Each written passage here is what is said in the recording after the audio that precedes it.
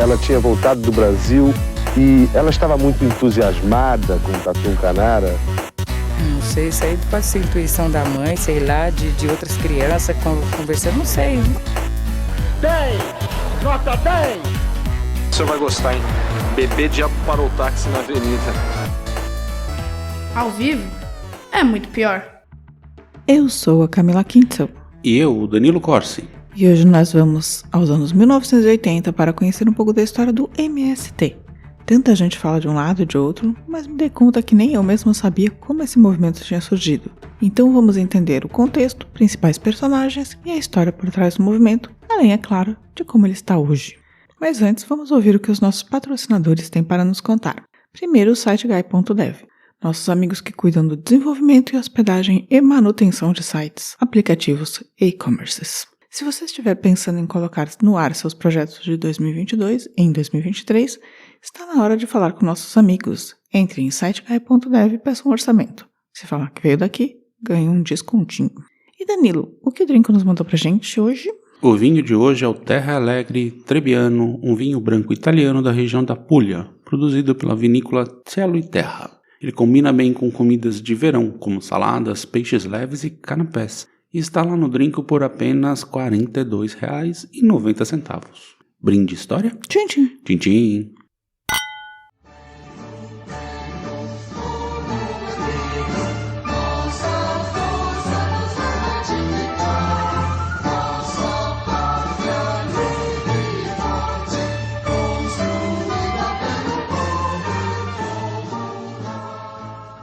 Bem, o movimento dos trabalhadores rurais sem terra surgiu no meu grande Paraná, na cidade de Cascavel, extremo oeste do estado, em 1984. Ele foi o resultado de alguns anos de luta e mobilização que já estavam ocorrendo e juntou a Igreja Católica, por meio da Pastoral da Terra, alguns movimentos sociais incipientes e sindicatos de trabalhadores rurais, entre eles o MASTER, o Movimento dos Trabalhadores Sem Terra, que já existia no Rio Grande do Sul como algo bem local.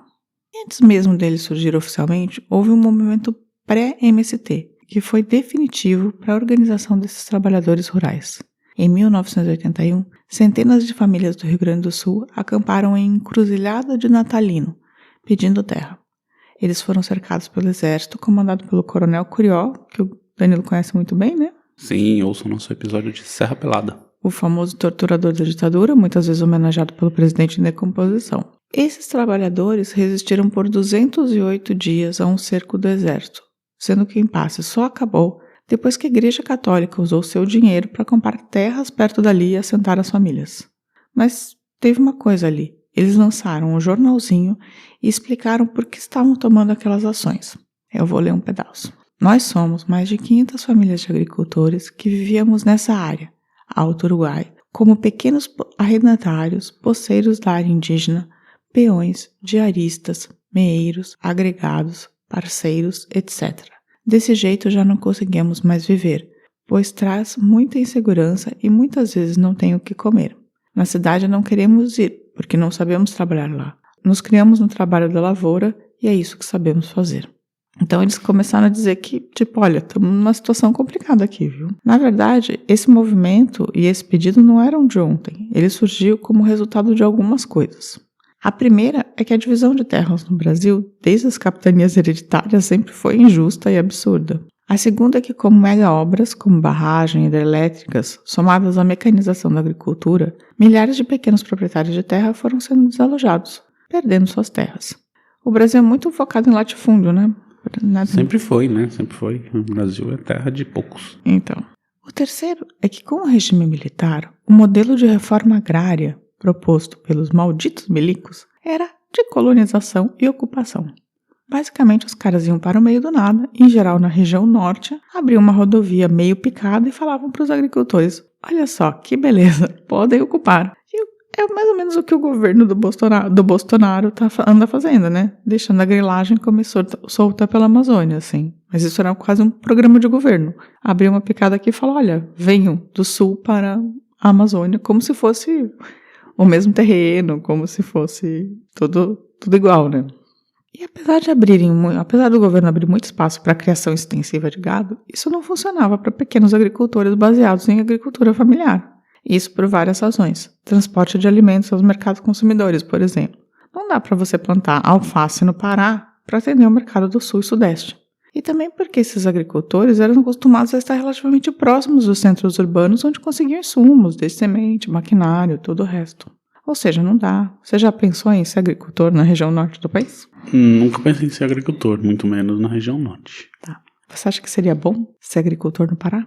Talvez, não tenho... Você não tem como afirmar. Enfim, os agricultores, em especial do Rio Grande do Sul, em especial os filhos e netos de italianos que vieram com a imigração para o Sul, começaram a argumentar que, em vez de mandar uma quantidade absurda de gente do Sul para o Norte, seria melhor simplesmente desapropriar as terras improdutivas em suas próprias regiões e dar uma destinação para a reforma agrária. E aí começaram as ocupações. Isso porque, assim, o modelo de agricultura familiar é muito comum aqui na Europa, então essas pessoas estavam meio acostumadas a esses modelos de pequenas propriedades, né, produtores. Bem, e praticamente o movimento funciona assim. Os sem terra percebem que existe uma terra improdutiva, criam um assentamento, chamando a atenção do governo para ela. Então, depois de um tempo, o governo desapropria aquela terra, pagando uma indenização para o proprietário e começa um assentamento de reforma agrária ali, dividindo aquela área grande em lotes pequenos para os agricultores que vão produzir em um esquema de cooperativa. Isso é como funciona o movimento sem terra de verdade. Agora, como que os bolsominions acreditam que funciona esse movimento? Os invasores sem terra invadem o sítio do final de semana do seu tio e o governo simplesmente dá o sítio para eles que ficam fumando maconha e fazendo balbúrdia lá. Ah, mas esse pensamento aí é velho, né? Mas ainda é o pensamento. Não, sim, mas ele é velho. Então. Mas não tem nada mais longe da realidade, assim. Uma terra para ser considerada improdutiva e para ser indicada pelo movimento sem terra tem que ser muito grande e muito improdutiva. Enfim, mas voltando a 1984. O movimento surgiu naquele momento também por conta do começo do fim da ditadura. Com a redemocratização, a possibilidade de movimentos como ST surgiram se tornou mais realista sem a truculência tão grande do Estado, como a gente viu no caso do Coronel Curió lá batendo nas pessoas durante 200 dias, né? E enquanto isso as pessoas ficam nos quartéis, né? Ninguém bate neles. Ninguém bate neles. Bem, o lema principal do Movimento Sem Terra é terra para quem nela trabalha. E as lutas são lutar por terra, lutar pela reforma agrária e lutar por mudanças sociais no país.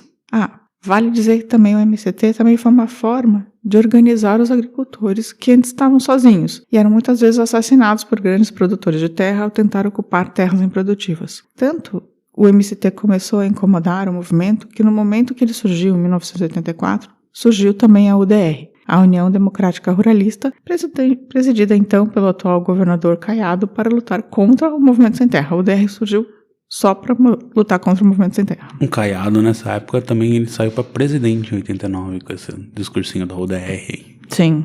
E a UDR, desde 1984, desde o surgimento, com o Caiado muito como porta-voz, começou a falar que, na verdade, o sem terra era uma guerrilha rural, que suas lideranças tinham sido treinadas em Cuba e na Nicarágua para fim começar uma revolução comunista no Brasil, o de sempre, né? Tipo, basicamente, qualquer pessoa que está no movimento social no Brasil é comunista, né? Mas a verdade é que o Estatuto da Terra, que foi criado por João Goulart em 1964 e depois tornado lei na Constituição de 1988, já prevê a função social de que as propriedades devem cumprir.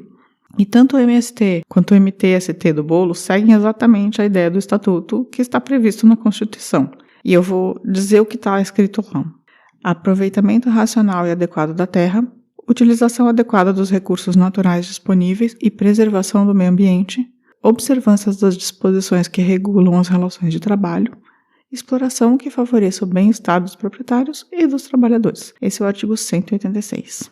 No caso de não cumprimento, a Constituição de 1988 prevê um processo de desapropriação mediante indenização para fins de reforma agrária. E esse é o artigo 184. Ou seja, tudo que os caras estão fazendo está na Constituição, é legal, entendeu? Mas é feito de uma maneira a pressionar o governo, né? Que é por meio dos acampamentos. Então, na verdade, toda essa retórica contra o movimento, dizendo que os sem terra são baderneiros e guerrilheiros, é meio absurda. Eles foram e continuam sendo o lado mais fraco da corda. E isso é provado com o assassinato de 1.722 sem terras desde o começo do movimento, em 1980. Depois vocês podem ouvir o nosso episódio sobre o massacre de Eldorado de Carajás, que é um caso desses. Mas assim, 1.722 pessoas morreram. É muita gente de um movimento só. Contando, né? E contando. Mas é muita gente de um movimento só, né? Só de um grupo de pessoas. 1.700. Mas no interiorzão do Brasil aí, do Terra de Coronel, é sem lei, né? A lei era do coronel, na verdade. Sim. E antes do movimento ainda era pior, né? Porque quando tinha uma tentativa de invasão de terra, né? Ou de apropriação de terra improdutiva, os caras simplesmente mandavam os capangas lá e já era, né? Agora eles estão mais organizados, pelo menos. Bem, mas também houve um monte de ação do MST que foram condenadas, e até mesmo pelo Lula, que sempre foi um defensor do movimento. Uma delas foi a invasão da fazenda de Fernando Henrique Cardoso e seu sócio. Lembro disso. Para chamar a atenção para a causa. A adega foi roubada, um trator e o mobiliário da fazenda foram destruídos nessa invasão. E assim, não tem muita justificativa para a invasão dessa fazenda, porque ela era uma fazenda produtiva mesmo, foi só por uma questão de marketing. Foi um ato político, né? Outra foi de uma fazenda de papel e celulose da Suzano, por eles considerarem absurda a plantação de eucalipto no sul da Bahia. Muitos detratores chamaram sem terra de madeireiros ilegais, já que eles cortaram essa área reflorestada. Nesse caso da invasão da fazenda da Suzano, eu acredito que foi menos uma ação do MST, mas uma ação tipo de ambientalismo, né? Porque contra a plantação de eucalipto no sul da Bahia. Enfim, outras polêmicas aconteceram quando eles invadiram a terras consideradas ilegais, pois tinham sido griladas. Aconteceu isso numa invasão em 2009, na fazenda Cutrale, no interior de São Paulo. Basicamente, uma grande produtora de laranjas invadiu e ocupou terras da União. Aí as famílias do movimento invadiram a terra e derrubaram mais de 7.000 laranjeiras, pedindo a desapropriação. Foi dito que houve destruição de 28 tratores e da sede, mas isso nunca foi provado. Antes de a justiça descobrir que as terras eram da União, o INCRA, a política e a imprensa e todo mundo correu para condenar o MST. Aí o MST tomou nota falando que eles só tinham invadido algo que já tinha sido invadido antes. E que, na verdade, uma empresa que era responsável por 30% da produção de suco de laranja do mundo estava invadindo as terras do governo brasileiro para ganhar dinheiro, enquanto as famílias do MST não tinham absolutamente nada. Xalau, né? O que você acha disso, Dani? Eu acho que se puxar a capivara de muitas dessas empresas grandes aí, muita coisa vai aparecer. Então, mas foi absurdo, porque o governo foi todo defender a Cutrale, assim, tipo, em primeira mão, sabe? Normal, né? MST, né? Invasores baderneiros. Aí quando foram olhar, a Cutrale era tipo a primeira invasora do lugar, a terra era da União, eles nunca tinham tido o menor direito de estar lá, assim, muito absurdo. Enfim. A questão é que no final das contas o MST busca uma reforma agrária estrutural, que repense o modelo de divisão de terras no Brasil, focado em monocultura e em latifúndios. Já os críticos dizem que o modelo que o MST defende de pequenas propriedades familiares é velho e não faz mais sentido nesse mundo de grande produção agrícola. O MST, por outro lado, tem se juntado aos ambientalistas, produzindo comida orgânica e a partir do modelo agroflorestal, que não desmata para produzir e seria uma das grandes soluções para combater o aquecimento global. Complicado, né? E hoje o MST e suas cooperativas já são o maior produtor de arroz orgânico do Brasil, ou seja, efetivamente produzem e produzem muito. Aí agora eu vou falar rapidamente de duas lideranças mais conhecidas do MST para fechar esse episódio. O primeiro deles foi o Zé Rainha, que ficou muito conhecido como a cara do MST na década de 90 até 2007, quando ele se desentendeu com as lideranças e foi afastado, criando um outro movimento. Ele era a cara do movimento durante o governo Lula, e vou te dizer que ele chegou a ser preso por teoricamente estar envolvido na morte de um segurança pistoleiro que ocorreu em uma ocupação no Espírito Santo. Teve confronto entre os sem-terras e os seguranças pistoleiros do local, e houve uma morte. E o problema é que ele foi condenado, mas ele estava no Ceará, como Tasso Gereissati, no mesmo dia. Você acha que foi um ato político o cara ser condenado? Sendo que ele estava em outro estado? Imagina. Eles têm muitas convicções. Muitas. Mas enfim, depois ele foi inocentado, mas ele ainda tem muitos processos por conta das invasões e tal. Zé Rainha foi o primeiro nome mais midiático do movimento no Brasil. Contudo, de uns anos para cá, a cara do movimento, que é bastante horizontalizado, é o João Pedro Stedley, que é filho de camponeses de Trento que migraram para o Rio Grande do Sul. Stedley é economista formado pela PUC do Rio Grande do Sul e ainda durante a ditadura começou a trabalhar com sindicatos de trabalhadores rurais e com a Pastoral da Terra, e participou do movimento desde o seu surgimento. Hoje, como eu disse, apesar de a organização estar mais descentralizada, Stedley ainda é a cara pública do movimento, né? E todo mundo sabe que ele é super perseguido também. E é assim, essa foi a história do MST. O que você achou, Dani? Você já conhecia? Por alto, assim, não cronológico como você colocou, né? Mas, assim, acho que é um dos movimentos mais importantes do Brasil nos últimos, 50 anos. Eu acho que só o fato deles chamarem a atenção para a importância da reforma agrária no Brasil, que é de uma importância absurda, assim, porque tem tipo Byron Maggi, assim, os latifundiários brasileiros, que eles têm uma quantidade de terra equivalente, tipo, a Catalunha, na Espanha, sabe? Tipo, é equivalente a estados europeus, assim, é uma coisa completamente absurda a quantidade de terra que está na mão de pouquíssimas pessoas, assim. E como a divisão de terra sempre foi injusta no Brasil, assim, como a gente deveria ter mais terra para todo mundo, afinal de contas é um país imenso, com uma população não tão grande, né? Sim, tem espaço para todo mundo ali, né? Não, mas em geral, assim, manteve-se a mesma tradição de ter um dono para tudo. Sim. E você acha que os sem terras têm mesmo que invadir? Demorou. Tá invadindo é pouco. Tá bom.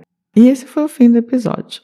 E neste 29 de novembro de 2022, o Movimento dos Trabalhadores Rurais Sem Terra apresenta a Carta ao Povo Brasileiro.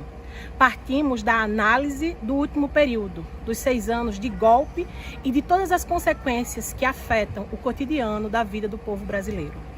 E frente a toda a problemática vivenciada pelo povo brasileiro, nós apresentamos na carta as nossas expectativas e os nossos anseios para a agricultura brasileira, dialogando com o campo e com a cidade. E nessa perspectiva, nós defendemos que a agricultura familiar e camponesa precisa ser a prioridade, enfrentando o latifúndio atrasado e também o agronegócio, que destrói o meio ambiente, que não produz o alimento e que gera uma série de consequências, sobretudo a desigualdade e a pobreza para o povo brasileiro.